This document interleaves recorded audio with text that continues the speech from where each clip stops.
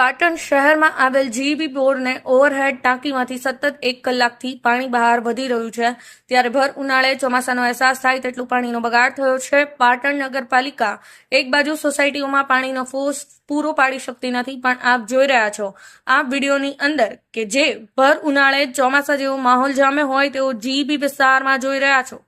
જ્યારે સામેના ભાગમાં સરકારી ગ્રાન્ટમાંથી બોર બનાવવામાં આવેલ હતો, તે બોરની હાલત પણ દયનીય બની ગઈ છે.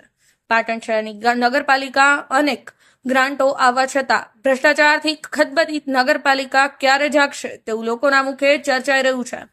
થોડાક સમય પહેલા એક ન્યૂઝ ચેનલમાં પણ ચિત્રકૂટ, શ્રીરામ પાર્ક આ બધી સોસાયટીઓમાં પાણીનો ફોર્સ ઓછો મળતો હતો તેની બુમરાડ ઉઠી હતી, પણ આજે ઓવરહેડ ટાંકીમાંથી પાણી વેડફાઈ રહ્યું છે. ભર ઉનાળે આટલો બધો પાણીનો બગાડ થતો હોય તેમ છતાં નગરપાલિકામાં જે તે વિસ્તારના કોર્પોરેટરો એસીના રૂમમાં ઊંઘીને પોતાની ઊંઘ માણતા હોય, આમ જનતા કોની સામે આનો જવાબ માંગે? ખરેખર પાટણ શહેરની નગરપાલિકાથી પાટણની જનતા પીસાઈ રહી છે. નગરપાલિકાના વેરા ડબલ કરવા છે, સુવિધા માટે નગરપાલિકા મીંડું સમાન છે તેવી લોકમુખે ચર્ચાનો વિષય બન્યો છે. તો પાટણ નગરપાલિકા પાટણ નગરજનો માટે સારી સુવિધા આપી શકશે ખરી? સરકારની આવતી ગ્રાન્ટો કઈ જગ્યાએ વપરાય છે તેવી શંકાની સોય આમ જનતા કરી રહી છે.